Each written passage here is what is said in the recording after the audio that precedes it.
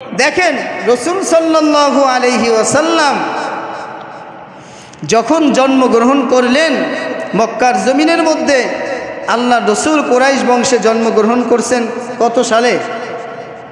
রসুলের জন্মের সাল ছিল কত? হ্যাঁ, 570 খ্রিস্টাব্দ। এটা নিয়ে মতভেদ আছে, যাই হোক। তো স্বাভাবিক 570 খ্রিস্টাব্দে ধরেন যে আল্লাহ রসুল জন্মগ্রহণ করছেন মক্কার জমিনে। ওই যুগে ওই অবস্থায় মক্কার পরিস্থিতি কী ছিল, অবস্থা কী ছিল? ইতিহাসের কিতাবের মধ্যে ইতিহাসগণ লেখেন, মুফাসসিরিনে কেরাম বলেন যে ওই যুগে আল্লাহর রসুল আসছেন, জন্মগ্রহণ করছেন যেই যুগের মধ্যে মানুষ আসলেই মানুষত্ব বলতে কিছুই ছিল না। মানুষ ছিল কেমন মানুষ ছিল? বলে মানুষের 2টা হাত ছিল, 2টা পা ছিল, মাথা ছিল।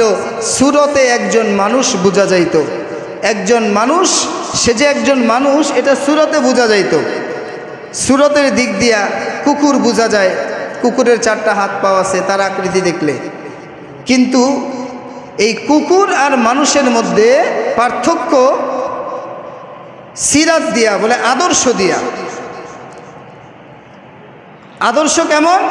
বলে একটা মানুষের মধ্যে যখন পরিপূর্ণ মনুষ্যত্ব বোধ থাকবে আর আদর্শ থাকবে, যে আদর্শগুলো আল্লাহর রসুল সাল্লাল্লাহু আলাইহি ওয়াসাল্লামের মধ্যে ছিলেন, সাহাবায়ে কেরামের মধ্যে ছিলেন, এরকম আদর্শবান একজন মানুষ যখন দেখব তখন বোঝা যাবে যে সে আসলে একজন প্রকৃত আদর্শবান মানুষ। সে হোক অশিক্ষিত, সে হোক গরিব, সে হোক দিনমজুর, সে হোক একজন এরকমভাবে খেতে কাজ করা সাধারণ একজন মানুষ, কিন্তু তারপরেও সে প্রকৃতপক্ষে একজন আদর্শবান মানুষ। দেখেন ওই যুগে মক্কার মধ্যে সব থেকে দামি মানুষ, তারপরে দাপটওয়ালা মানুষ ছিলেন আবু জাহেল। কি ছিলেন? আবু জাহেল। তার নাম হলো আবুল হিকাম, জ্ঞানের বাবা। অথচ আল্লাহ পাক তাকে আবু জাহেল, মূর্খের বাবা উপাধি দিয়ে দিয়েছেন। কেন? তার ক্ষমতা ছিল, তার দাপট ছিল, তার অর্থ ছিল, তার টাকা পয়সা ছিল, সব কিছু ছিল। সুরতেও সে একজন মানুষের মতো ছিল, কিন্তু তার আদর্শ মনুষ্যত্ববোধ বলতে কিছু ছিল না। সে একটা পশুর চেয়েও নিকৃষ্ট আদর্শ হয়ে গেছিল, যার কারণে আল্লাহ তাআলা তাকে একেবারে মূর্খের বাবা, অর্থাৎ গোটা পৃথিবীতে কিয়ামত পর্যন্ত যত মানুষ আসবে সবাই তাকে মূর্খ বলেই চিনবে। কথা বলেন ঠিক কিনা?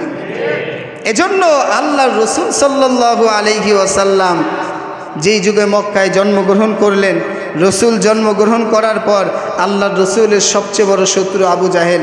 আবু জাহেল কয়, যত মানুষ বাইতুল্লাহ জিয়ারত করতে আসতো, আর আবু জাহেল বলতো যে তোমরা বাইতুল্লাহ জিয়ারত করো, মক্কার অলিতে গলিতে সব জায়গায় যাও, কিন্তু ওই জায়গায় একটা পাগল আছে, মুহাম্মদ নামের একটা পাগল আছে, তার কাছে যাইবা না। আপনাদের ধারণা কি মুহাম্মদ পাগল? হ্যাঁ, আল্লাহ পাক রব্বুল আলামিন বলেন, আমি আমার বন্ধুকে এমন বরকত দিয়ে দিছি, এমন বরকতওয়ালা নবী বানাইয়া দিছি। আবু জাহেল যখন আমার মায়ার নবীর কাছে যাওয়ার জন্য নির্দেশ করে দিল, নিষেধ করে দিল, মক্কার জমিনের মধ্যে যত মানুষ দূর দূরান্ত থেকে আসতো, সম্ভ্রান্ত পরিবারের শিক্ষিত মানুষগুলো আসতো। আসার পরে ওই মানুষগুলো চিন্তা করলো, এত বড় একজন নেতা, যার বিরুদ্ধে, যার বিপক্ষে, ওই মানুষটাকে এক নজর দেখা দরকার। সিস্টেম ঘুরাই দিছে কে? কে ঘুরাই দিছে? যারাই দেখতে যাইতো দেখেই পাগল হয়ে যাইত। এই বলে পাগল, এরা দেখলেই আল্লাহ পাক তাদের দিলের মধ্যে পরিবর্তন আনাইয়া দিতেন। এমন একজন রহমত আর বরকতের নবী ছিলেন আমাদের আখিরি নবী মুহাম্মদুর রাসূলুল্লাহ সাল্লাল্লাহু আলাইহি ওয়া আলিহি ওয়াসাল্লাম।